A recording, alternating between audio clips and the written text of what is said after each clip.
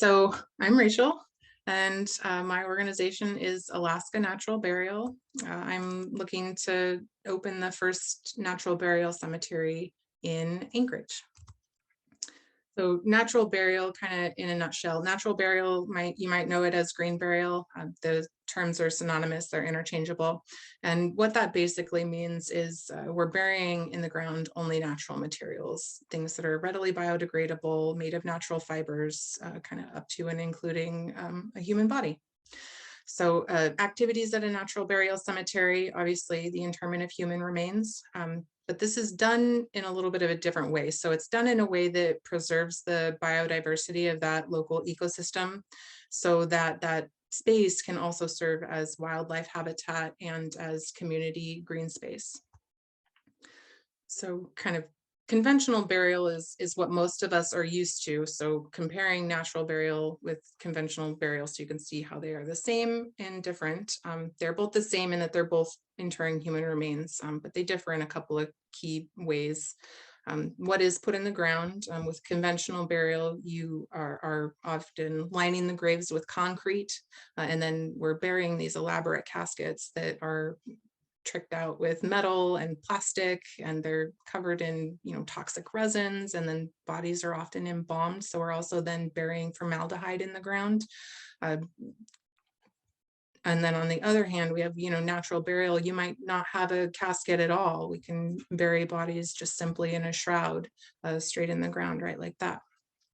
Grounds maintenance activities are another key way that these two models differ. So conventional cemeteries, you have maintenance activities directed towards things like lawn care and turf maintenance, whereas at a natural cemetery, you might be directing those efforts towards things like habitat cultivation or invasive species mitigation, things like that. And then the way that the community interacts with that piece of property is to me kind of one of the biggest key features, the ways that they're different. Conventional cemeteries are pretty single use places. They're places that we go to bury people, that we return to on anniversaries, Memorial Day, to place flowers on a grave, and that's kind of the extent of it. Whereas a natural burial cemetery is a multi-purpose space. It's a place where you can go to recreate, where you can go be outside, you can take your family for a picnic or go bird watching, things like that.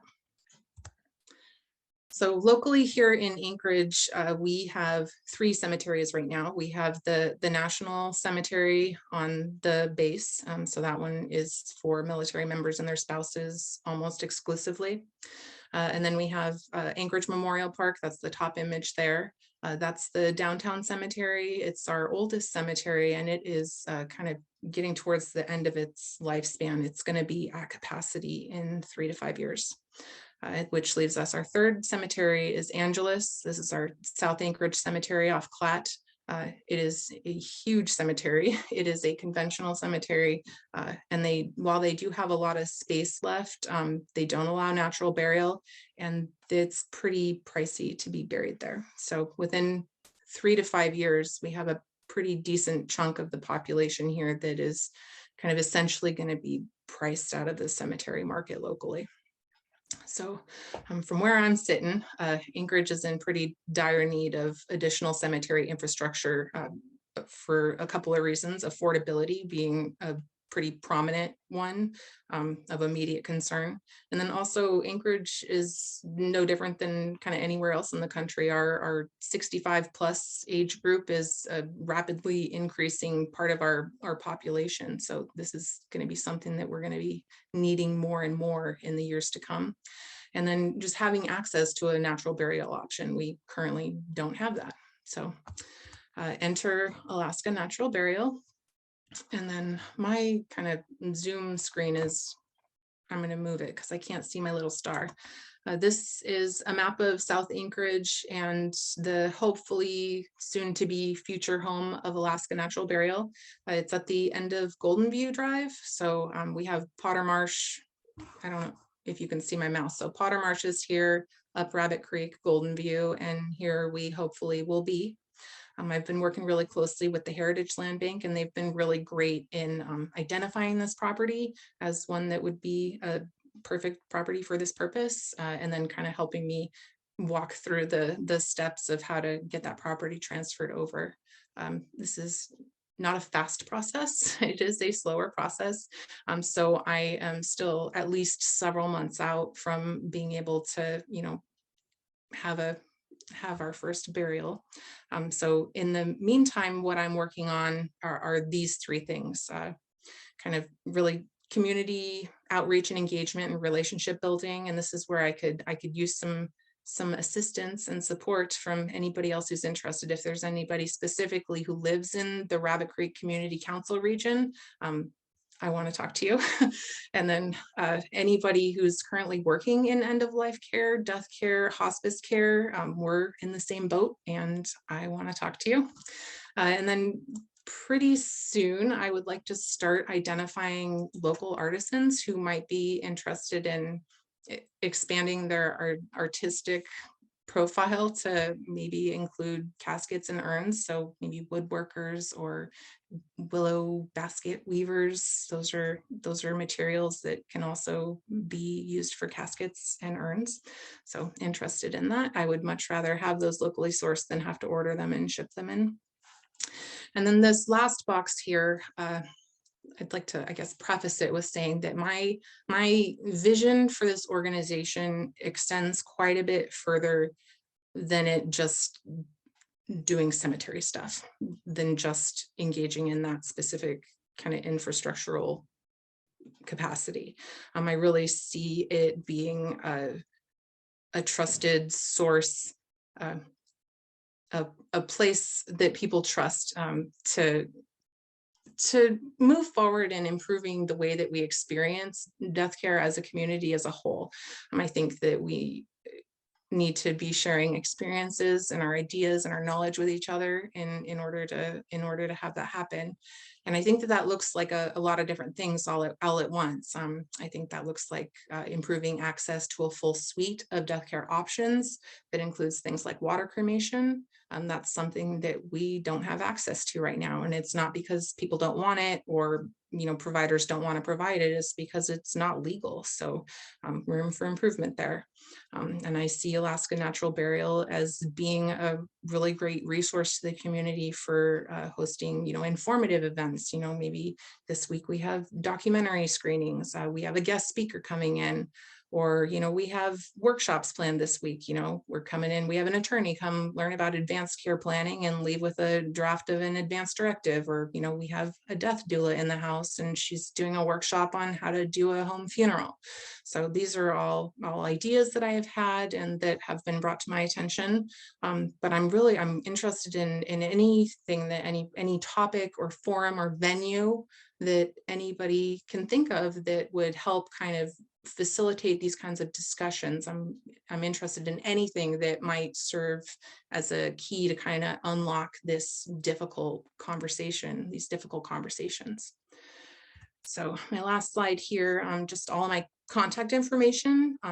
I have a website. It is pretty brand new, but I am going to start doing a newsletter to keep everybody updated on kind of where we're at and what I'm working on. So if you wanted to sign up for the newsletter, that sign up is on my website. And I think that's all I have for now. A big round of applause for Rachel, please, either through reactions or if you have your video turned on. Let's give her a big clap. Thank you very much, Rachel. Yeah. For a great presentation and not focusing so much about the death itself, but on the surrounding that topic without making it too depressing or sad. So kudos there. Thanks. Let's see. We'll open it up to Q&A for anybody that wants to unmute themselves and ask a question live, or raise your Zoom hand and go ahead and ask your question.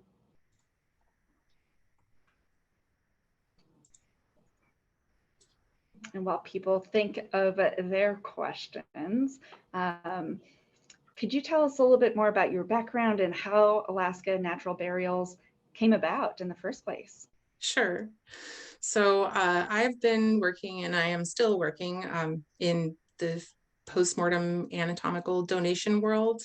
So I've been working kind of hand in hand with local funeral service providers and with bereaved families and with the deceased members of our community for about 8 years now.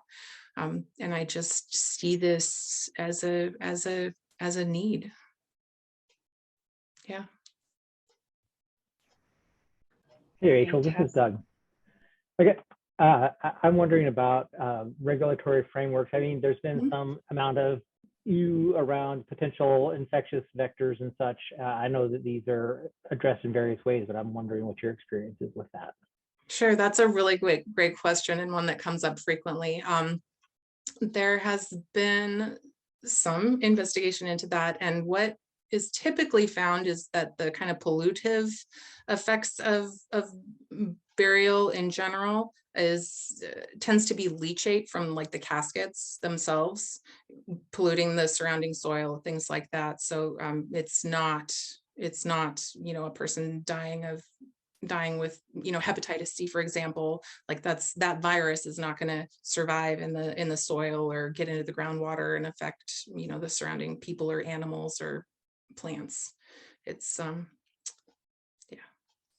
And then the other part about it, there's a little bit of an EO factor with we're allowing bodies to decompose naturally. So does that pollute groundwater or soils or anything like that? And it has not been found to do that. The organisms that work with decomposition processes, they're not pathogenic. They don't cause illness in people. So thank you.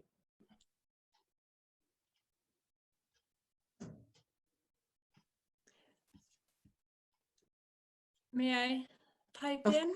Of course. I don't know. I couldn't find the raise my hand option, so I'm just doing it this way. I just wanted to, I don't have a question, but I have a comment that I didn't find this to be depressing at all, as someone had alluded to. It incredibly uplifting and so timely. We are all, I think, in a time where we are rethinking old paradigms and the way we've been doing things, and we're in a time of enormous change and figuring out how to do things more naturally and that's in harmony with each other and with the land that we stand on. And I'm just so thankful and inspired that you're doing this, and so incredibly proud. So thank you, Rachel. Thanks, Chantel. I do think it's a really timely. It is timely. I hesitate to consider it as like a new thing, because it's really not. I mean, people have been burying their dead for thousands and thousands of years, so it's not new, but its time is coming around again. Yeah. Yes, and one more thing, and then I'll be quiet. But so in respect to the traditional ways of the land, here in Chistochina, I was told that we're not supposed to fix up the graves. Like in May, when people go and fix up the old graves, that's in Gi. You're not supposed to do that because you're supposed to let them go back to the land. So, I mean, it's a very traditional way of doing things. And that's all I have. Thank you.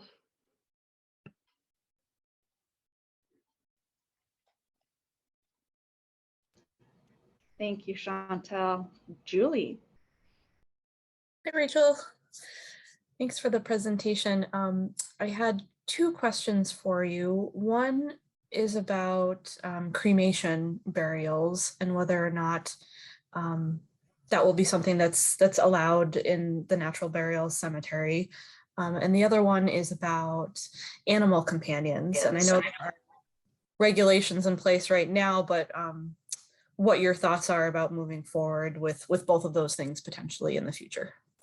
Those are great questions too. So there are some natural burial cemeteries elsewhere throughout the country that do not permit the burial of cremated remains.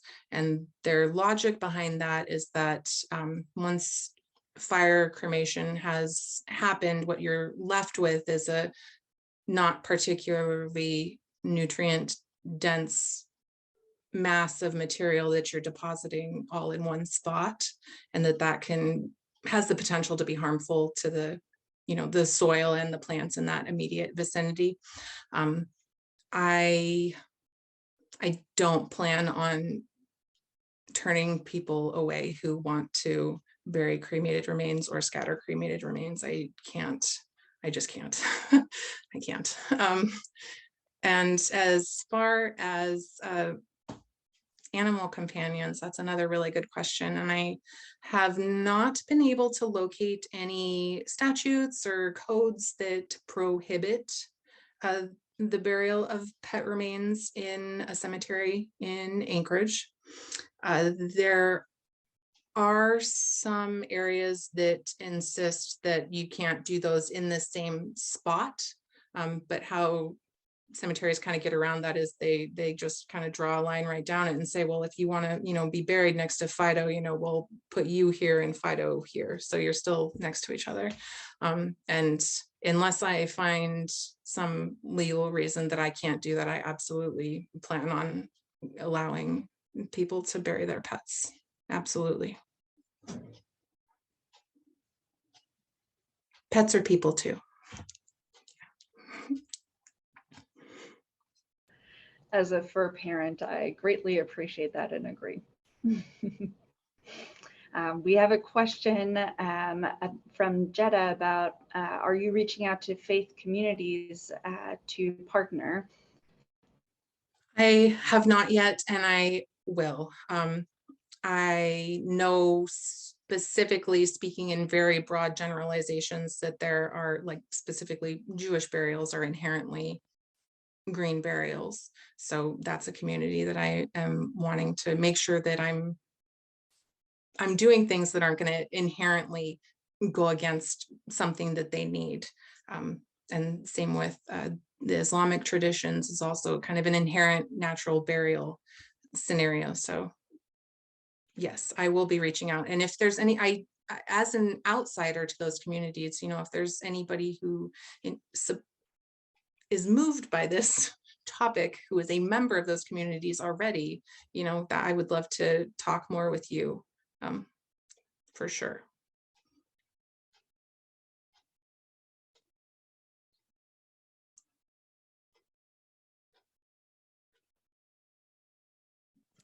It would be interesting to see a roundtable discussion from different cultural traditional representatives, you know, representatives of the different, as you said, the Jewish, the perhaps Native, any culture. Correct. Yeah, cultural and religious. And you bring up a really good point too. And I've actually, Julie and I have talked about this a little bit, that I recognize that kind of the terms that we use in like land use and conservation and like land stewardship, even, that those are pretty Western concepts. So applying them in a way that is inclusive of kind of the indigenous community here is something that I am trying to be really delicate about and educate myself about as much as possible. So I am aware of those and of those issues, and I am sensitive to them, and I'm working on it. Stewardship is such a good word, I feel like. Because it feels a lot more, when I am looking at, you know, how do I draft like an operations manual, for example, it really does, it feels like I don't know, collaboration is the closest word that I can come up with. Like I'm working in collaboration with existing natural processes. I'm, you know, like decomposition, for example, that's a natural process, and everything we're doing in order to support that natural process. So it feels like collaboration almost. There has to be a better word for it.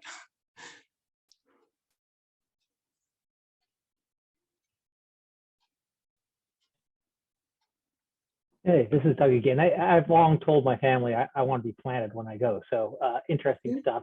Do you have a sign-up list? I mean, who are your early adopters? You guys are it. No, no, I do have a small group of kind of early supporters. And as far as early official adopters, like making pre-arrangements kind of adopters, I am not an official legal entity yet. We were talking about this kind of in the minutes leading up to this presentation. I had a really difficult time making the decision of like, what kind of, is this an LLC? Is this a nonprofit? And I went around and around and spent weeks kind of just laboring over this decision about the organizational structure. I am going to move forward with it eventually being an independent 501c3 nonprofit. And in the meantime, because I have this kind of protracted land transfer agreement, I'm going to be working under the auspices of another 501c3. So they're just accepting me as like a fiscal sponsorship relationship is what that is. So once I am ready to kind of leave the nest, then I'll officially go through the process to be an independent 501c3 with my own board of directors and all of that stuff. But as soon as fiscal sponsorship goes through, I guess more specifically, as soon as this fiscal sponsorship document is signed, then I am able to start operating as a nonprofit. I can accept donations, I can apply for grants, I can start doing pre-sale, things like that. Yeah. I think this group looks forward to that very soon, but Yay. Thankfully, now that you have a newsletter on your website, yes, you all know. You can all exactly stay apprised of the progress that you're making. Kiri is asking, do you plan on being a kind of one-stop shop with everyone in-house, or will it be more about directing people to other resources? So in the beginning, I really do want to make sure that I have a really firm foundation with being a cemetery. So I expect I'm going to be relying pretty heavily on the funeral homes in the area and other, kind of experts in that space. But I would love to grow this organization with time to have the physical space to have classes, to bring people in and do these movie nights or guest speaker or host discussions, to have we have caskets here, we have urns here, to have it all, to maybe be a home hub to our local death doula community. If they don't have official office space or storage space of their own, like, we'll be your hub here because we're kind of doing similar work. Yeah, I would love to be a one-stop shop. Bye. Terrific. And with 2 minutes left, Jacqueline, our usual host, who's dialing in, is asking, would you kindly remind us of the steps that people can help you with in the short term and the long term? How can this community best serve and help you? Sure. I would say, please do subscribe to that newsletter, because as soon as I am an official organization, I'm going to have a whole new list of things that I'm going to be excited to ask for help with. And then, yeah, just in the meantime, being willing to even, be here today and have this conversation. I know it's not a popular topic, and I know it's not a comfortable topic. The more that we can be thinking about these things and talking about these things, I think we do a disservice to ourselves and to the people in our immediate circles by not talking about this. So the more that we can talk about it and spread the word, and I would really appreciate that. Yeah. Fantastic. One big round of applause for Rachel again, please. And with that, our next Health Tie Open Innovation will be on March 24th in 2 weeks. And we will have Emily Bill of Wellhaven presenting. She is a certified and licensed operational therapist who is currently in Anchorage. So she will be speaking to us about occupational therapy, following the theme. And with that, thank you all very much for joining today. I hope you have a great rest of the day, and please reach out to Rachel and sign up for her newsletter via her website. More news to come. Yep. Thank you. Thanks, Rachel. Bye, everyone.